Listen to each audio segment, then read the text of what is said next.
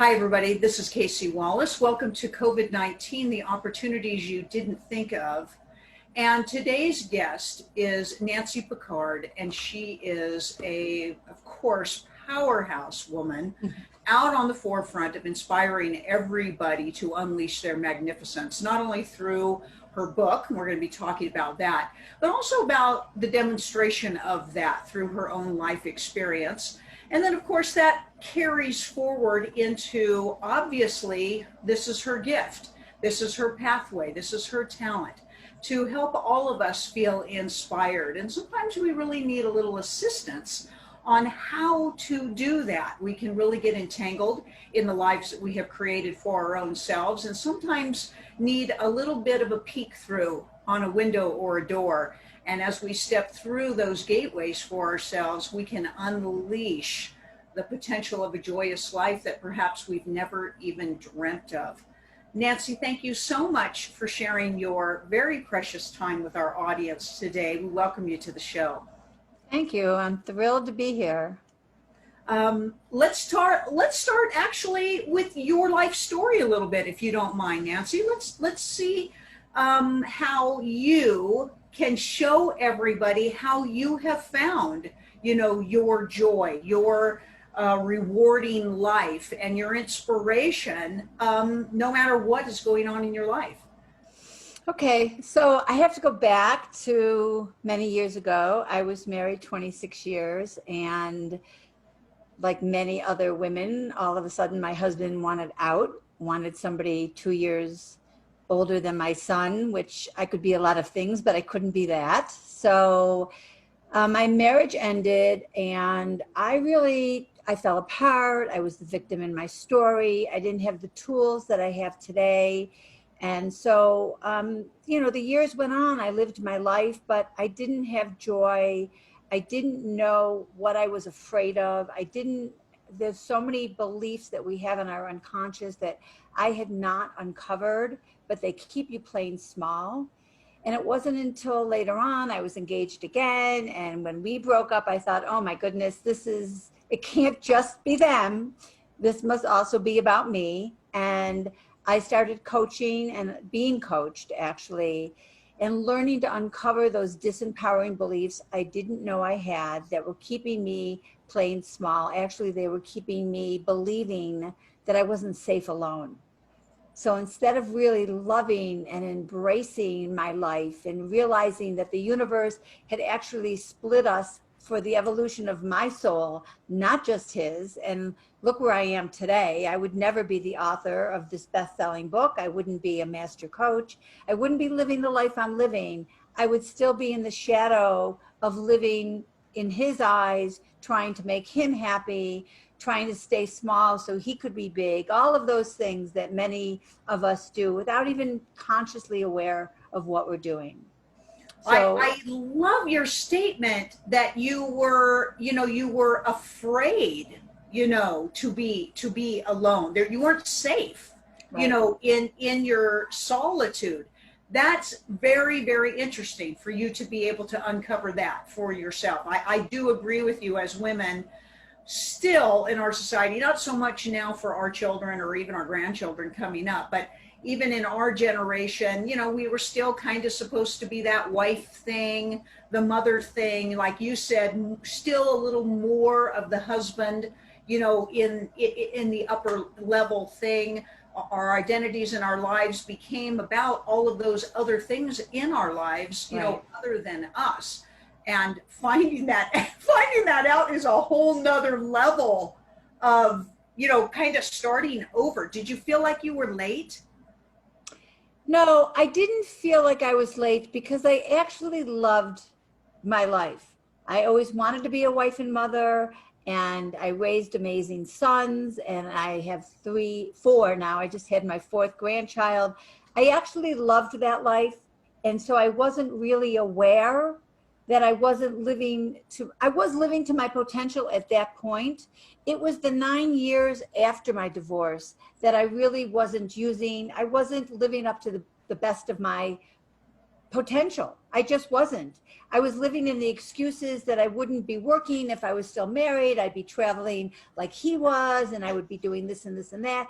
And I wasn't utilizing who I could really be because I was still other referenced. I hadn't learned to be self-referenced. Yeah. And that's the big thing, is that in everything that's going on now, you have to be self-referenced. You have to learn to love yourself first. You have to learn to put on your own oxygen mask before you can help others, right? I love that. Yeah.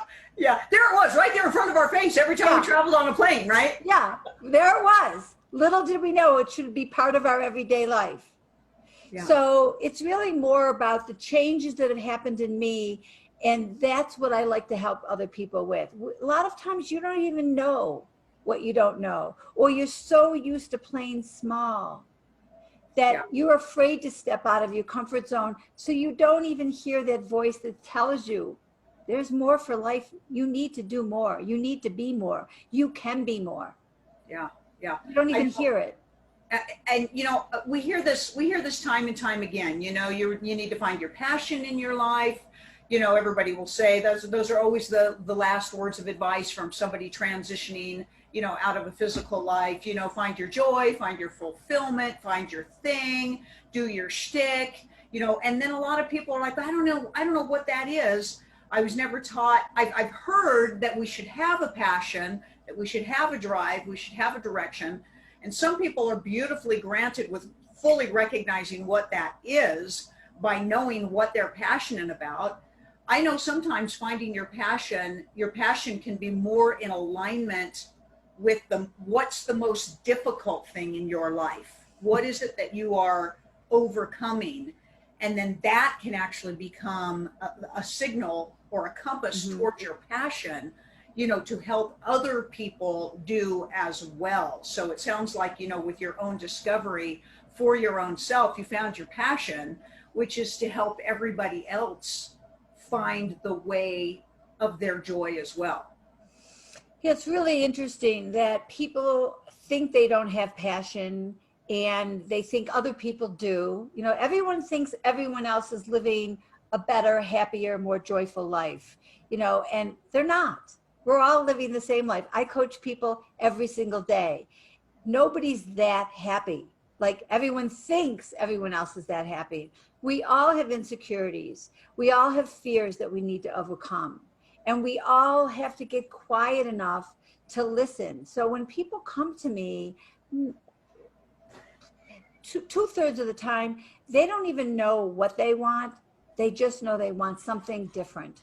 There's a discrepancy between where they are and where they want to be. They don't know how to get there. They don't even know what it looks like. They just think there's got to be more. I need to be happier. Right. And so they have to get quiet enough and tune off that ego mind of theirs to actually hear what's inside. What does your soul want for you? What will make you dance? Not what's going to make your husband or your children or your parents or society or anything that you thought was going to make you happy. What do you want? What does your soul want? And so many people don't know it. And what I really find is interesting is that if you have a vision to where you want to go, you might take 7 steps in, and then there's a fork, and you might go in a direction you didn't even know at the beginning that you were going to go for. Trust me, I was never going to be writing a book. It wasn't on my radar. It wasn't something I aspired to. It wasn't even nothing. It wasn't there.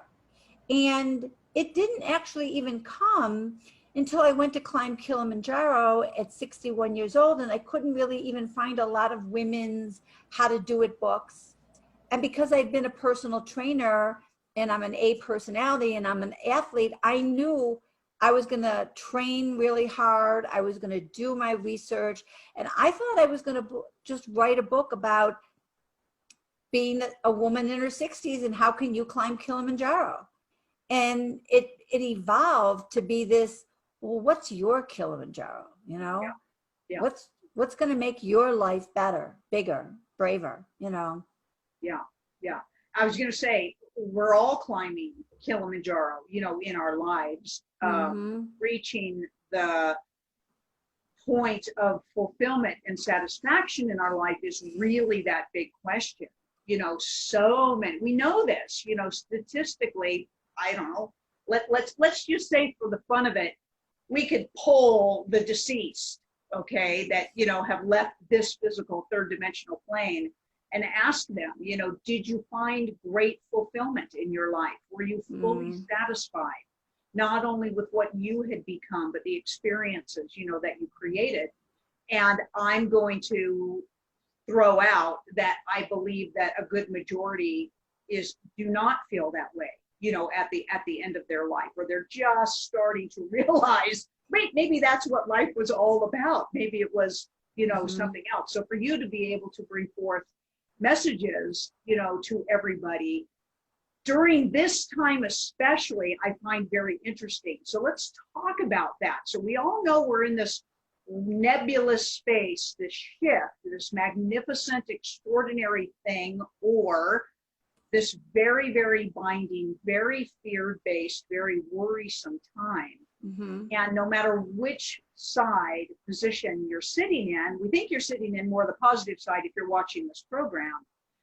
One thing that we can all agree on is we have a lot of downtime. We have some downtime, no matter whatever you've been doing in your life as a career, except maybe grocery distribution. That may have jumped things up. But now's the time, don't you think, Nance, to get into this shift, to create this change and this avenue of exploration for yourself?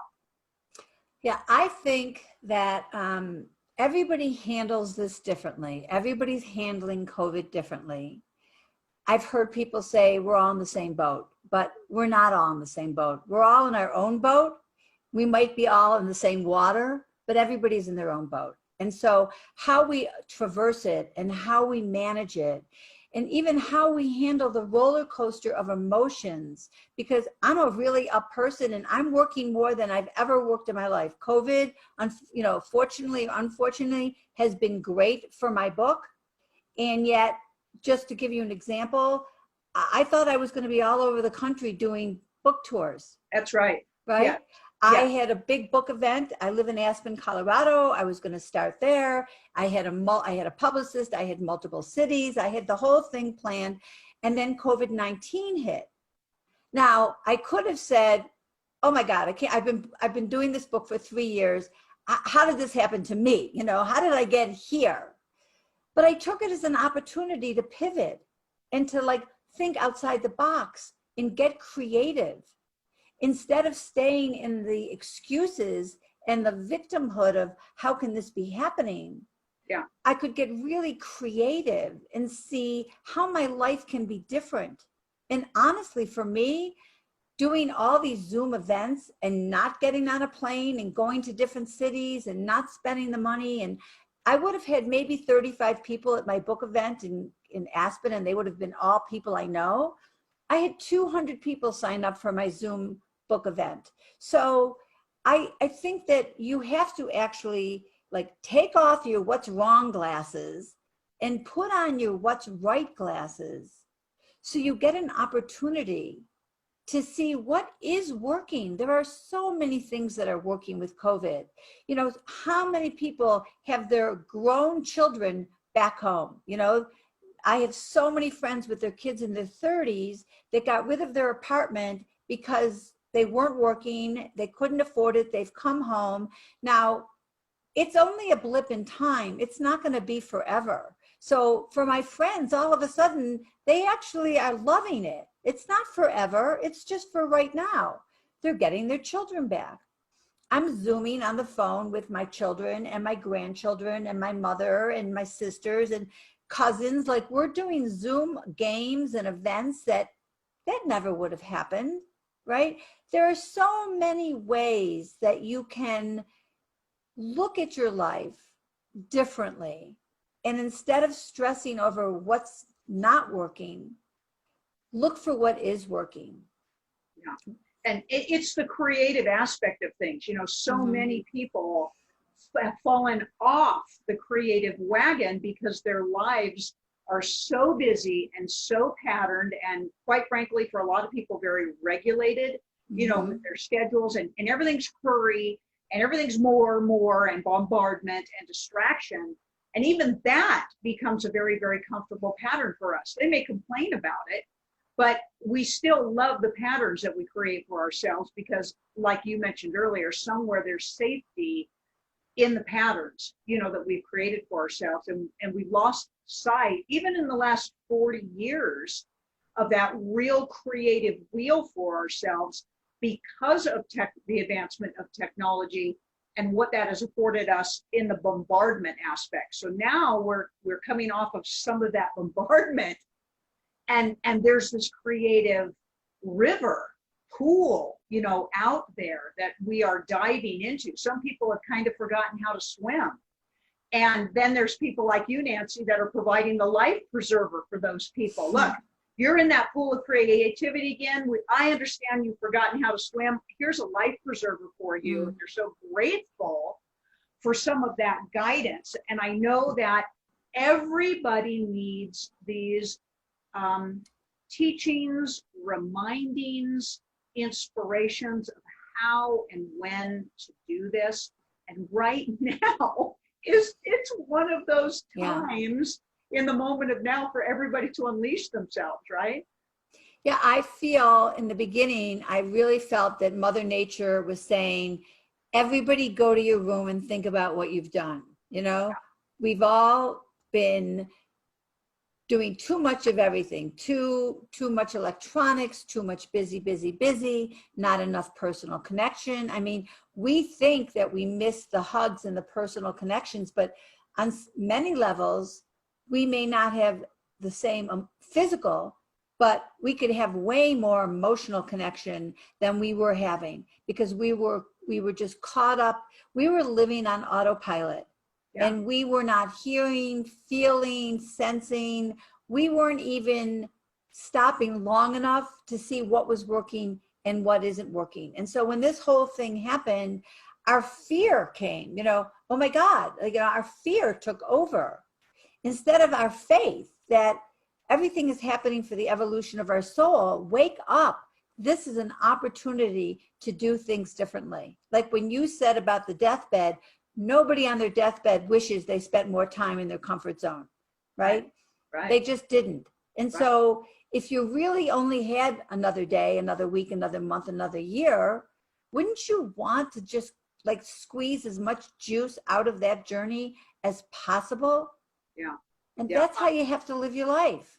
Yeah, we really, I do not believe in everything that we do, and knowing, Nancy, what you do, I do not believe that any soul incarnates themselves into any experience to play small, right? To do small.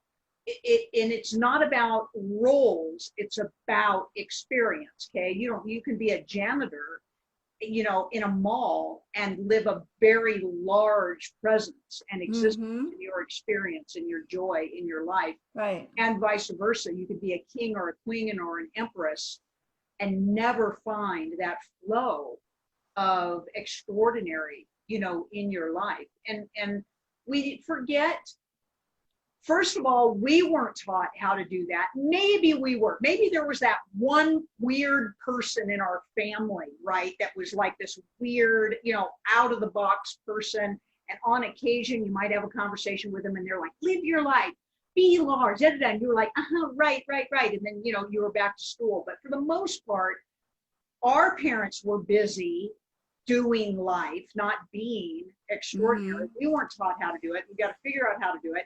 Now we have resources to assist us to figure out how to do it, like the book that you have put out, and obviously also your speaking presence and your coaching for everybody. Thank you. Yeah. You know, it's also an opportunity to really look at yourself and see, how are you handling adversity? Yeah. Like, how resilient are you? Are you mirroring resiliency to your children? What are you teaching your children? I'm really big on parents teaching their children how to live bigger, better, braver. You know, I could talk about that forever, but it's really, it's how, you know, you have to have compassion for your feelings. I can wake up some days and I'll notice that something will be off, and it will set me on a spin, and I'll think, wow, I guess I'm not as centered as I thought I was, or that would not have set me off. So we all have like a low grade temperature from COVID, and we can't deny it. We shouldn't deny it. We should respect and honor all of our feelings and know that it may not take much to bring us down lower, but then we have to do the work ourselves to raise it back up. So Yeah. it is going to be a roller coaster. Have compassion for all your feelings. Don't make any of your feelings wrong, but please, please, please do not let yourself sink down and become the victim of COVID, because you're doing it to yourself. You Yeah. really are. Yeah, and that's great news, isn't it? Because that means that we can change that. Yes. We love it when we tell everybody that all of the shortfalls in your life have been your creations. And after they're done being angry at that statement, it's like, no, that's the most empowering thing that we can be telling you. And that then is where somebody has to find their bravery, because it's one thing to be sitting here talking about this and and it's a whole nother thing to pull up those big girl panties, pull up those big boy pants, and muster the bravery in our soul to know ourselves, to love ourselves, not judge ourselves, and to walk forth in that passion and that knowing. How do you, Nancy, help people find their bravery? Or do you have any words of wisdom for people on how to muster that innate bravery inside that soul of ours? I do, and I'm going to tell you, but I want to talk first about what you just said about responsibility, because it's so true. It's exactly how I feel, that every choice matters. You know, if you're 50 pounds overweight, it didn't happen because of what you ate yesterday. It came from every step along the way. And sometimes when I tell people that you are 100% responsible for your own choices, that makes them like freak out, like, oh my God, that's too much responsibility. But I think, wow, I'm so happy that I'm responsible, because then I'm in control and I can change it. So the way to change it is with tiny little steps, one step at a time, to help you become a little bit more comfortable with being uncomfortable. You know, I love being in a fearful situation, not like that somebody's going to come and, you know, mug me, but that I'm going down a double black diamond, or I'm climbing Kilimanjaro, or I'm traveling alone, I'm eating in a restaurant alone, whatever my personal, ooh, I don't really want to do that. I do it. If I think I can't do it, I know I must do it. And that's sort of how I've changed my life. And it's tiny steps. You know, people, let's go back to the person who needs to lose 50 pounds. Well, that's daunting. You know, how can I lose 50 pounds? Forget about the 50 pounds. Let's work on 5 pounds. You know, let's take the next couple of weeks and do action steps that are going to keep you in integrity with your word towards that goal. And that's it. Small steps. And if you need support, you know, you can get yourself an accountability partner. You can get yourself a coach, because that's what we are. We are accountability partners. Until you learn to become your own accountability partner, until you learn to stay in integrity with your own word, because we actually let ourselves down all the time, way more often than we let somebody else down. Yeah. Now, how many times have you said, I'm going to meditate every morning for 10 minutes, or I'm going to lose these 10 pounds, or I'm going to, you know, learn to speak Spanish, whatever it is. We start something, we let it go. We don't care, because we're so used to that. Yeah. Yeah. When you learn to keep your word to yourself, you make the changes. And I want to go one step further and say, I actually don't believe there are any small steps. I think every step is huge. Every step's a step. Yeah. Because and that makes somebody feel good too. I took a huge step today. You know, I was more mindful of my well-being. I was mindful of my integrity. I was mindful of my creativity. I was mindful of my compassion and my joy. Those are huge. In today's world, Right. they're huge. Right. And then that's that motivation, you know, for that next day. I have to say, as a woman, and loving and supporting you from coming from the health industry, because I've had my career in that as well in a previous state, is that, you know, every day making those goals, not towards the 100 pounds that you have to take off, but maybe the 2 pounds this week, or maybe the 5 pounds in a 60-day period, and supporting it from all different avenues. I think also it's important for everybody to know there isn't just one area of your life to change. Everything is interlinked, okay? Now you can change only one thing and hope for the biofeed of the results of that, or you can change many things and amplify and exonify everything that you create to shift in your life. Either one works, but the latter part is really, I think, where we find a lot of our empowerment in our lives as well. I agree with everything you're saying. One thing you said before about people's emotions and not knowing their passion, I think a really good tool is when I teach people to measure their internal flame. And so their internal flame is just like your joie de vivre, like how much energy do you have today? How much joy do you have today? And then when you start to look and see, well, what raised my flame and what lowered my flame? So if you're doing something that's lowering your flame, if you go to bed at night and I didn't do what I said I was going to do. I didn't do the work I was going to do. I didn't eat healthy. I didn't exercise. When you start to see what are the things that took you away from that internal flame, it's actually a good dial to use. What do you need more of? Nice. And then the same thing. What did I do today that brought me joy? Well, then those are the things that you're actually passionate about without even knowing what your passion is. If you just gravitate towards more of the things that raise your internal flame, you're going to actually find your passion. You're going to find more joy because you're going to change. That's part of your responsibility. You're going to change what you put your attention to every night before you go to bed. Take your temperature of your internal flame. Yeah. And also, of course, hanging out with incredible people like yourself, Nancy. We love to tell everybody, surround yourself with those powerhouse people that you can lean on, that help inspire you. And people like yourself have made your own self available to the masses through your writings.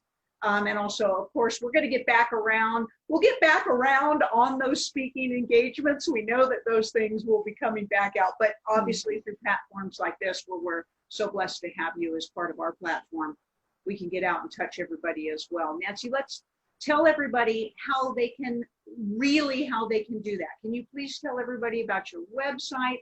Let's talk very specifically about your book. Let's hold your book up and let's see My how pleasure. it can connect you. Yeah. Here's my book, and here's my international bestseller.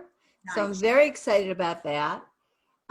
So you can get my book on Amazon. You can get my book on my website, which I'll tell you in a second.